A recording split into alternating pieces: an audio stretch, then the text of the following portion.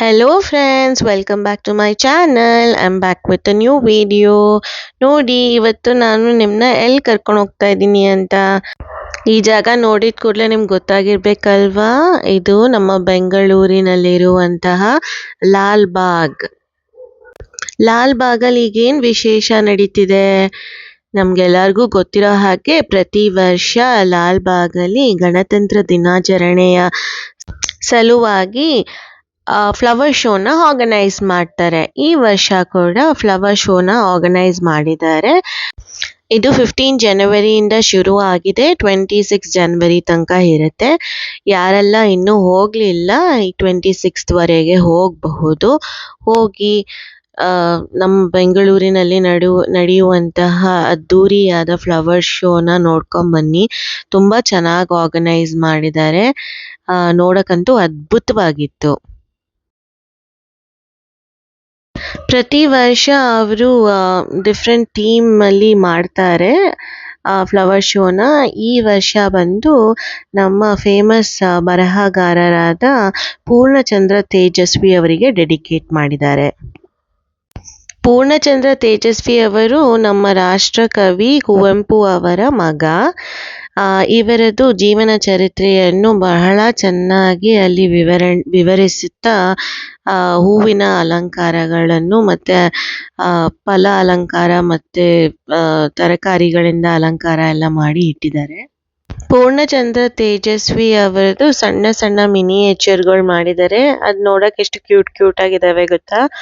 ಅದನ್ನ ಹೂಗಳ ಮಧ್ಯೆ ಇಟ್ಟು ಅದನ್ನ ತುಂಬ ಚೆನ್ನಾಗಿ ಅಲಂಕಾರ ಮಾಡಿ ಬ್ಯಾಕ್ಗ್ರೌಂಡಲ್ಲಿ ಅವರ ಜೀವನ ಚರಿತ್ರೆಯನ್ನು ವಿವರಣೆ ಕೊಟ್ಟಿದ್ದಾರೆ.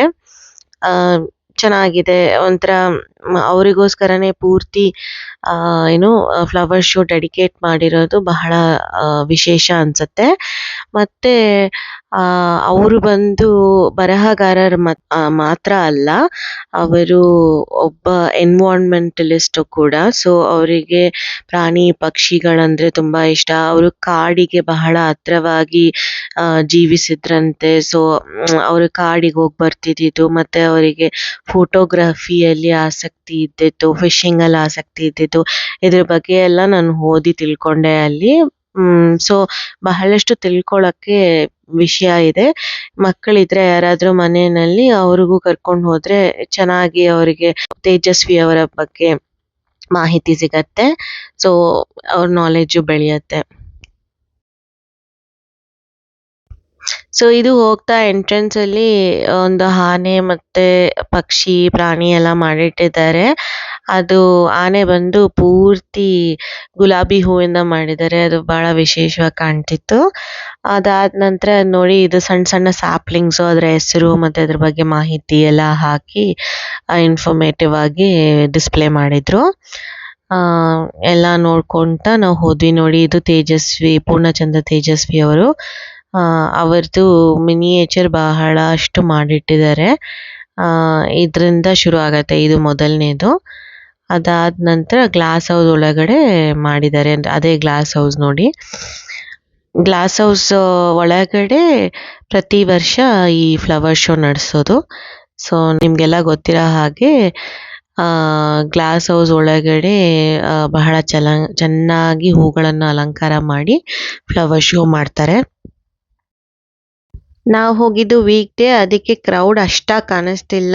ಅದೇ ವೀಕೆಂಡ್ ಆದರೆ ಇಲ್ಲೆಲ್ಲ ಗಿಜಿ ಜನ, ನಿಂತ್ಕೊಳ್ಳೋಕ್ಕೂ ಜಾಗ ಇರೋದಿಲ್ಲ. ಬಹಳ ಜನ ಬರ್ತಾರೆ ವೀಕೆಂಡ್ಸಲ್ಲಿ. ಮತ್ತು 26 ಜನವರಿನೂ ಕ್ರೌಡ್ ಇರುತ್ತೆ ಅಂತ ಅಂದ್ಕೊಂಡಿದ್ದೀನಿ. ಎಲ್ಲ ವ್ಯವಸ್ಥೆ ಚೆನ್ನಾಗಿ ಮಾಡಿದ್ದಾರೆ. ಅನೌನ್ಸ್ ಮಾಡ್ತಿರ್ತಾರೆ, be careful of the pick pocketers ಮತ್ತು ಆಫ್ ಯೋರ್ ಬಿಲಾಂಗಿಂಗ್ಸ್ ಅಂತೆಲ್ಲ. ಮತ್ತು ನಾವು ಹುಷಾರಾಗಿ ಅಲ್ಲೆಲ್ಲವೂ ಆರ್ಗನೈಸ್ ಮಾಡಿದ್ದಾರೆ. ಲೈಕ್ ಇದು ಬೇಬೀಸ್ ಫೀಡಿಂಗ್ ಜಾಗ ಮತ್ತು ಮೆಡಿಕಲ್ ಇದು ವ್ಯವಸ್ಥೆ ಇವೆಲ್ಲವೂ ಮಾಡಿದ್ದಾರೆ, ಏನಾದರೂ ಎಮರ್ಜೆನ್ಸಿಯಲ್ಲಿ ಬೇಕಾದರೆ ಅಂತ. ಮತ್ತು ಪೊಲೀಸ್ ಇನ್ನೂ ಬಹಳಷ್ಟು ಜನ ಇದ್ದರು ನಮ್ಮ ಸೆಕ್ಯೂರಿಟಿಗೋಸ್ಕರ. ಮತ್ತು ಇದೊಂದು ಗ್ಲಾಸ್ ಹೌಸ್ ಒಳಗಡೆ ಹೋಗೋಕ್ಕೆ ಮುಂಚೆ ಒಂದು ಡೈನೋಸರ್ ತರಕಾರಿಯಲ್ಲಿ ಅನಿಸುತ್ತೆ ಮಾಡಿದ್ದಾರೆ. ಇದು ಎಂಟರ್ ಆಗ್ತಿದ್ದೀವಿ ನೋಡಿ, ಗ್ಲಾಸ್ ಹೌಸು. ಎಂಟರ್ ಆಗ್ತಾನೆ ಒಂದು ದಿವ್ಯವಾದ ಅದ್ಭುತ ದೃಶ್ಯ ಸಿಗತ್ತೆ. ಹೂಗಳ ಮಧ್ಯೆ ಕಾಡು, ಗುಡ್ಡ, ಮೇಡ, ಮನೆ, ಅದ್ರ ಮೇಲೆ ತೇಜಸ್ವಿ ಅವರ ಮಿನಿಯೇಚರ್ ಮಾಡಿ ಇಟ್ಟಿದ್ದಾರೆ. ಅಲ್ಲೊಂದು ವಾಟರ್ ಫಾಲ್ಸ್ ಪಕ್ಕದಲ್ಲಿ ಬಹಳ ಚೆನ್ನಾಗಿ ಕಾಣಿಸ್ತಿತ್ತು. ಸೊ ಪೂರ್ಣಚಂದ್ರ ತೇಜಸ್ವಿ ಅವ್ರ ಬಗ್ಗೆ ಹೇಳಬೇಕಾದ್ರೆ ಅವರೊಬ್ಬ influential modern Kannada literature writer ಅಂತಾನೆ ಹೇಳ್ಬಹುದು. ಅವರು ಒಬ್ಬ ನಾವೆಲಿಸ್ಟು, ಶಾರ್ಟ್ ಸ್ಟೋರಿ ರೈಟರು, ಮತ್ತೆ ಎಸ್ಸೇಯಿಸ್ಟು, ಥಿಂಕರು, ಮತ್ತೆ ಎನ್ವೈರ್ನ್ಮೆಂಟಲ್ ವಾಯ್ಸ್ ಅಂತಾನೆ ಹೇಳಬಹುದು. ಅವರು ಕನ್ನಡ ರೀಡರ್ಸು ಹೇಗೆ ಸೊಸೈಟಿನ, ನೇಚರ್ನ, ಸೈನ್ಸ್ನ ಮತ್ತೆ ಹ್ಯೂಮನ್ ಬಿಹೇವಿಯರ್ನ ನೋಡ್ತಾರೆ ಅನ್ನೋದನ್ನೇ ರೀಶೇಪ್ ಮಾಡಿದ್ರು. ಅವರ ಅರ್ಲಿ ಲೈಫ್ ಬಗ್ಗೆ ಹೇಳೋದಾದರೆ, ಅವರು 8 ಸೆಪ್ಟೆಂಬರ್ 1938 ಮೂಡಿಗೆರೆ, ಚಿಕ್ಕಮಗಳೂರು ಡಿಸ್ಟ್ರಿಕ್ಟ್, ಕರ್ನಾಟಕದಲ್ಲಿ ಜನಿಸಿದರು. ಅವರು ಬಂದು ಲೆಜೆಂಡ್ರಿ, ಆಗಲೇ ಹೇಳ್ದಂಗೆ ಲೆಜೆಂಡ್ರಿ ಕನ್ನಡ ರೈಟರ್ ಕುವೆಂಪು ಅವರ ಪುತ್ರ. ಅವರ ತಂದೆ ಜ್ಞಾನಪೀಠ ಅವಾರ್ಡ್ ವಿನ್ನರ್ ಆಗಿದ್ರು. ಆಮೇಲೆ ಕುವೆಂಪು ಅವರ ಮಗ ಅನ್ಸ್ಕೊಳೋದಲ್ದೇನೆ ಅವರು ಅವ್ರದ್ದೇ ಆದ ಇಂಡಿಪೆಂಡೆಂಟ್ ಲಿಟ್ರರಿ ಐಡೆಂಟಿಟಿ ಮಾಡ್ಕೊಂಡಿದ್ರು. ಅವರು ಸೈನ್ಸ್ ಅಧ್ಯಯನ ಮಾಡಿದ್ರಿಂದ ಅವರು ಸೈಂಟಿಫಿಕ್ ಥಿಂಕಿಂಗ್, ರೇಷನಲಿಸಮು ಮತ್ತು ಕ್ಯೂರಿಯಾಸಿಟಿಯಿಂದ ಡೀಪ್ಲಿ ಇನ್ಫ್ಲೂಯೆನ್ಸ್ಡ್ ಆಗಿದ್ರು. ಇವೆಲ್ಲವೂ ಅವರ ಬರವಣಿಗೆಗೆ ಸ್ಟ್ರಾಂಗ್ ಫೌಂಡೇಶನ್ ಆಯಿತು. ಅವರ ಬರಹ ಬಂದು ಅನ್ಕನ್ವೆನ್ಷನಲ್, ಇಂಟೆಲೆಕ್ಚುಲಿ ಶಾರ್ಪ್ ಮತ್ತು ಬೋಲ್ಡ್ ಆಗಿರ್ತಾ ಇತ್ತು. ಅವರು ಟ್ರೆಡಿಷನಲ್ ಸ್ಟೋರಿ ಟೆಲ್ಲಿಂಗ್ನ ಬದಲಾಯಿಸಿ scientific reason, logical environmental awareness ಇವನ್ನೆಲ್ಲನೂ ಅಳವಡಿಸ್ಕೊಳ್ಳೋಕ್ಕೆ ಶುರು ಮಾಡಿದ್ರು ಅವ್ರ ಬರವಣಿಗೆಯಲ್ಲಿ. ರೂರಲ್ ಲೈಫು ವಿತ್ ರಿಯಲಿಸಮು ಮತ್ತು ಸೋಷಿಯಲ್ ಹಿಪೋಕ್ರಸಿ ಆ್ಯಂಡ್ ಬ್ಲೈಂಡ್ ಬಿಲೀಫನ್ನೆಲ್ಲ ಇಂಟ್ರೊಡ್ಯೂಸ್ ಮಾಡಿದ್ರು. ಹ್ಯೂಮನ್ ಸೈಕಾಲಜಿ ಆ್ಯಂಡ್ ಮಾರಲ್ ಡಿಲೈಮಾಸ್ನೆಲ್ಲ ಇಂಟ್ರೊಡ್ಯೂಸ್ ಮಾಡಿದ್ರು. ಮತ್ತು ಅವ್ರದ್ದು ಬರವಣಿಗೆ ತುಂಬ ಸಿಂಪಲ್ ಆಗಿರ್ತಿತ್ತು, ಬಟ್ ಯೆಟ್ ಪವರ್ಫುಲ್ ಆಗಿರ್ತಿತ್ತು. ಅವ್ರದ್ದು ಜಾಸ್ತಿ ಡೀಪ್ ಅಬ್ಸರ್ವೇಷನ್ ಇಂದ ಕೂಡಿರ್ತಾ ಇತ್ತು. ಅವ್ರು ಯಾವಾಗಲೂ ಬಿಲೀವ್ ಮಾಡ್ತಾ ಇದ್ದಿದ್ದು literature should question not comfort ಅನ್ನೋದ್ರಲ್ಲಿ. ಅವರ ಮೇಜರ್ ಲಿಟ್ರರಿ ವರ್ಕ್ಸ್ ಬಂದು ನಾವೆಲ್ಸು. ಅದರಲ್ಲಿ ಚಿದಂಬರ ರಹಸ್ಯ ಅನ್ನೋದು ಬಹಳ ಫೇಮಸ್ ನಾವೆಲ್ಲು. ಅದು it blends mystery, science, superstition and rural life. It questions blind faith through logical reasoning ಕೂಡ. ಮತ್ತು ಇನ್ನೊಂದು ಜುಗ್ಗಾರಿ ಕ್ರಾಸ್ ಅಂತ, ಅದೂ ಅಷ್ಟೇ philosophical novel that explores destiny, freedom and randomness of life. ಮತ್ತು ಶಾರ್ಟ್ ಸ್ಟೋರಿ ಕಲೆಕ್ಷನ್ಸ್ ಅವ್ರದ್ದು ಬಂದು ಅಬ್ಬಚೂರಿನ ಪೋಸ್ಟ್ ಆಫೀಸ್ ಅಂತ. ಅದು classic satire exposing superstition and social ignorance ಅಂತ. ಮತ್ತು ತಾಬರನ ಕತೆ, ಅದು deeply moving story about innocence, compassion and humanity. ಇನ್ನೊಂದು ಕುಬ್ಬಿ ಮಟ್ಟು ಇಲಿಯಾಲ ಅಂತ, ಅದು story rooted in village life with psychological depth. ಮತ್ತು ಎಸ್ಸೇಸ್ ಆ್ಯಂಡ್ ಅದರ್ ರೈಟಿಂಗ್ಸ್ ಬಂದು ಅವ್ರದ್ದು ಋತುತಾರ, ವಿಚಾರ ಸಂಕಿರಣ. ಮತ್ತು ಅವ್ರದ್ದು ಎಸ್ಸೆ ಯಾವಾಗಲೂ ಸೈಂಟಿಫಿಕ್ ಟೆಂಪರ್, ಲವ್ ಮತ್ತು ನೇಚರ್ ಆ್ಯಂಡ್ ಕ್ರಿಟಿಕಲ್ ಥಿಂಕಿಂಗ್ನ ರಿಫ್ಲೆಕ್ಟ್ ಮಾಡ್ತಿತ್ತು. ಮತ್ತು love for nature and environment ಬಂದ್ಬಿಟ್ಟು ಅವ್ರದ್ದು ಅಪಾರವಾಗಿರ್ತಾ ಇತ್ತು. ತೇಜಸ್ವಿ ಅವರು ಜಸ್ಟ್ ರೈಟರ್ ಮಾತ್ರ ಅಲ್ಲ, ಅವರು ಪ್ಯಾಷನೆಟ್ ಎನ್ವಿರಾನ್ಮೆಂಟಲಿಸ್ಟ್ ಆಗಿದ್ರು. He lived close to forest ಮತ್ತು ವೈಲ್ಡ್ ಲೈಫು. ಆ್ಯಂಡ್ ಬಹಳಷ್ಟು ಎಕ್ಸ್ಟೆನ್ಸಿವ್ ಆಗಿ ಬರಿತಾ ಇದ್ರು ವೆಸ್ಟರ್ನ್ ಘಾಟ್ಸ್ ಬಗ್ಗೆ, ಅದರ ಎಕಾಲಜಿ ಬಗ್ಗೆ, ಕನ್ಸರ್ವೇಷನ್ ಬಗ್ಗೆ, ಮತ್ತು ಹ್ಯೂಮನ್ ಇಂಪ್ಯಾಕ್ಟ್ ಆನ್ ನೇಚರ್ ಬಗ್ಗೆ. His writings inspired many readers to develop respect to nature and biodiversity long before environmentalism became mainstream. ಮತ್ತು ಅವ್ರದ್ದು ಐಡಿಯಾಲಜಿ ಮತ್ತು ಇನ್ಫ್ಲೂಯೆನ್ಸ್ ಬಂದು strong believer in rational thought and scientific attitude.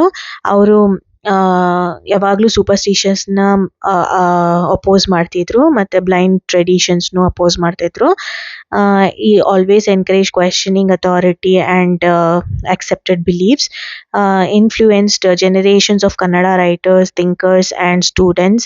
ಮತ್ತು ಅವರು ಇದು ಯಾವಾಗಲೂ proved that literature can be intellectual, entertaining and socially responsible at the same time ಅಂತ. ಮತ್ತೆ ಅವಳಿಗೆ ಬಂದಿರೋ ಅವಾರ್ಡ್ಸ್ ಅಂಡ್ ರೆಕಗ್ನಿಷನ್ಸ್ ಬಗ್ಗೆ ಹೇಳಬೇಕಾದ್ರೆ ಅವರು ಕರ್ನಾಟಕ ಸಾಹಿತ್ಯ ಅಕಾಡೆಮಿ ಅವಾರ್ಡ್, ರಾಜ್ಯೋತ್ಸವ ಅವಾರ್ಡ್ ಇವನ್ನೆಲ್ಲ ಪಡ್ಕೊಂಡಿದ್ರು. ಇವರು ಎಷ್ಟೊಂದು ಆನರ್ಸ್ನ ರಿಸೀವ್ ಮಾಡಿದ್ರು ಸಹ ಅವ್ರು ಯಾವಾಗಲೂ ಮಾಡೆಸ್ಟ್ ಆಗಿ ಮತ್ತೆ deeply committed to is ideals ಇರ್ತಿದ್ರು. ಮತ್ತೆ ಅವರು ಪೂರ್ಣಚಂದ್ರ ತೇಜಸ್ವಿ ಅವರು ಬಂದು ಏಪ್ರಿಲ್ 5ನೇ ತಾರೀಕು 2007ರಲ್ಲಿ ಅವರ ದೇಹಾಂತವಾಯಿತು.